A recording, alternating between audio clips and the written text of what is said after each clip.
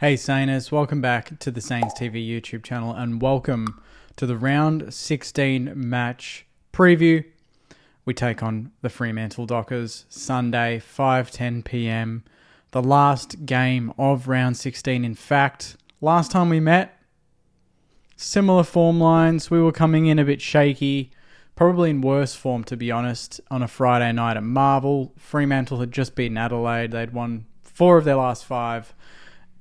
And we surprisingly took them to the cleaners with a really disciplined, really defensively minded performance that locked them down, kept them to, I think, that one of their lowest scores in recent memory, 33 points. We kicked 94 and won by 61 points. So I'm hoping for a replay of that.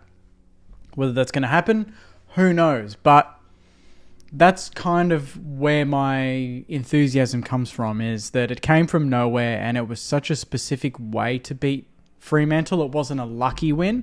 It was just pure structure. It was disciplined structure, 4 quarters of tough football, and it was probably the best coaching performance Ross Lyon has put together this season to really dismantle a very talented list. A list that is flying at the moment. They are going for 6 wins in a row. They are red hot favourites. They've got a lot of players in form, but they've also had a couple of performances where, on another day, maybe they would have dropped the points. But good teams just get the job done, and that's exactly what they're doing. They're led by Brayshaw, Sarong. No doubt both of them might have a good battle with Marcus Windhager, who's been in the news all week. Luke Jackson is in unbelievable form at the moment, so Rowan Marshall's really going to have to pick it up after having a really tough battle against Cameron last week and probably beaten, or definitely beaten in my book. Jordan Clark, Luke Ryan down back. I think they're going for one of the tallest teams this season, Fremantle, because they've brought in Sean Darcy, and they've already got a tall team as it is that's going to trouble us. And I think that's probably going to force our hand and see us bring in maybe a Harry Boyd. He's on the extended list at the moment. The teams will be confirmed at 5 p.m. But our ins at the moment, Hugo Garcia, Liam Henry, Jack Carroll, Harry Boyd, and out, Jimmy Webster. So I think Jimmy may be a little bit out of form, but also maybe tactical because they're going so tall and we don't really need to go that small in the back line with the likes of Naz, Sinks, Webster, Stocker already back there. I think maybe we can afford to lose one of the smalls, and Jimmy's probably the one. Stocker, bit more physical around the ball, can go into the midfield if we need. Probably better suited to the way Fremantle play, but our form going into this, last week, Collingwood, we showed glimpses. I thought it was a solid 3.5 quarter effort against one of the best teams in the competition, if not the best team. And then the week before that, the fiasco with the Dogs, and before that, we beat Melbourne. So our form, we've had a really good performance, we've had a really shit performance, and we've had kind of an in-between, not bad, not great performance. So what are we going to get on Sunday?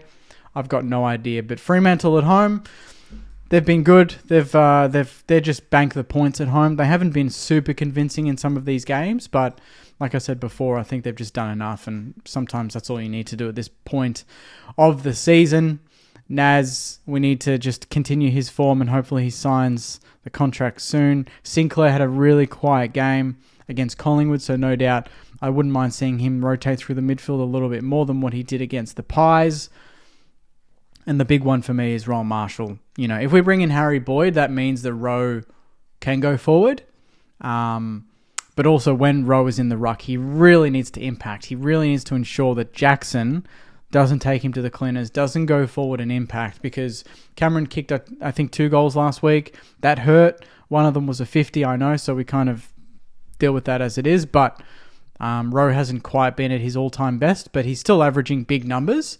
But the issue is that his opponents are averaging big numbers. So he's doing what he needs to do, but does it really impact the game if he's letting the other opposition ruck get essentially the same amount of stats? And Jackson's, they're pretty much exactly the same, averaging 18 disposals each, hit outs 29 to 27, meters gained 216 to 213, clearances 3.9 to 4.5. Him and Luke Jackson are almost identical. I think it's just more Jackson's averaging nearly a goal a game, and Rowe's averaging 0.3, which is probably the lowest he's had in the last couple of years because he hasn't been able to rest forward. So if we can get him to rest forward and make Jackson, Darcy accountable, I think then it can really operate. But they're obviously going to try and stretch us. Bring in Darcy, put him in the ruck, and Jackson can go forward and vice versa. So Caminiti, Wilkie, Tyree, they're going to have their work cut out, obviously, because of the fact that they're playing... They got Tracy down there. Patrick Voss is a pretty big boy. Jai Amos, obviously. Murphy Young just re-signed. He's not a tall player, but he's also very clever. They're going to be major factors forward of the ball, and Jackson and Darcy, like I said. So we're going to be stretched, but we were stretched last time we played them, and we just really negated their midfield dominance to the point where they couldn't get the ball inside 50. And I think Wilkie kept Josh Tracy to, I think, a behind, or maybe one junk time goal. I can't remember, but it was really good numbers from him. He's going to have to do the same again. And we're going to have to just really implant that type of football again. We're away from home. We want to take the crowd out of it. And I said it on the podcast, and I stand by it until the result happens. I think it's on Freo to combat what we threw at them last time. I don't think we need to approach this game really any differently. Like if you have a test and you've got your formula and you nail it, you get an A+ on the test. The next time you take that same test, you're not going into that with a different formula. You're going into that with the exact same formula. And I think that's the way we need to approach this game. We had the answers last time for everything that Fremantle offered us. There wasn't a second in that game that they had momentum. And I think anyone watching that game as a neutral or as a Saints fan, obviously watching this video, would disagree with me. That was our best four-quarter performance of the season by an absolute mile. So all I'm expecting is bring that again. If Fremantle have their answers, then we adapt. Then we go for something different. But at this point in time, their form, I don't think they're completely different to the last time we played them. I've watched them enough. I think they're beating the teams they should. They've had a couple of good away wins. I'll give them that. And they did struggle with that prior to us because they'd already lost to Melbourne at the MCG when we played them at Marvel on the Friday night. So their form, although win-loss looks similar, maybe you could say they've beaten better teams this time around. But I go back to what I said. I think we've got that formula that really combated what their strengths are, and it kept Brayshaw, Sarong completely out of the game, and that just allowed us to set up behind the ball and make it a dour affair. And then we kind of capitalised on that late, got scoreboard pressure, and the win was a 10-goal win. So different kettle of fish this time, I know, travelling, and our form. I'd like to think that our form's probably the same. We beat Melbourne a couple of weeks ago, and that was a pretty good performance, but we don't know what we're going to get with the Saints, so I kind of throw that out the window. There's no point trying to predict, but on paper, we've absolutely got a chance to win this game. The sentiment in the Saints TV community at the moment, from what I've seen, is pretty positive. A lot of people think we do have a chance if we bring the same heat as we brought for the majority of the Collingwood game, which kept us in it up until the last 9 minutes, don't forget. And then the last time we played them, there's some, recency there. We only played them about 8 weeks ago, and it's kind of the Bulldogs situation where we didn't want it to repeat when we played the Dogs, but this time around we want it to repeat. We want to see exactly what we saw on that Friday night. So I'm excited for this game.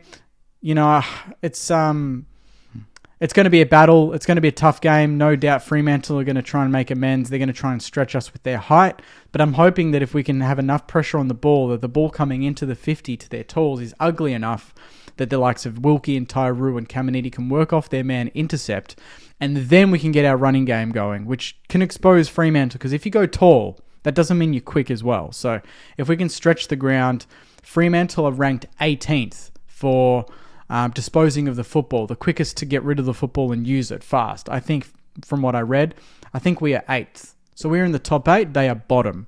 So if we can continue to force them to use the ball slowly and tentatively, that means we set up behind the ball. And if we can slingshot off turnover, which we were kind of able to do against Collingwood for some respects, then I'll give us a big chance. And the only issue there is, don't concede goals right after we kick goals, because you get momentum, then you give it back. And we did that against Collingwood. We get momentum, we'd give them a goal. So That's why I'm putting a lot of emphasis on Rowan Marshall and that midfield, because if we get a little bit of a sniff, we cannot let them just snatch it back with a quick clearance and a mark and a goal. We just can't. We need to make it as tough and difficult for them as possible, and that comes with pressure, first and foremost, and obviously structure. Structure is a direct result of pressure, though. If we don't have pressure, there's no point having structure because the ball's going to be coming in that quickly that they're just going to score. So midfielders, lift. Jack Steele, mate, please. Captain's performance. I want to see a big performance. You know, I just want to see one game. Just give me one game of old 2020 Jack Steele, and let's see if we can get the chocolates on the weekend. So on that note, Sainers, thank you very much for watching. I've got the watch along with Woody Sunday, so if you're watching it from home and you want a Saints sort of lens, please tune in. We'll be going live from 4:55 p.m. on YouTube exclusively, just like the Melbourne game. So hopefully that's a good omen. We did that one. Didn't expect to win. We won. So hopefully it's another Sunday dub for us this time around. And yeah, I appreciate your support. Take care. Enjoy the rest of your week. And as always, go you mighty Sainers. See you guys.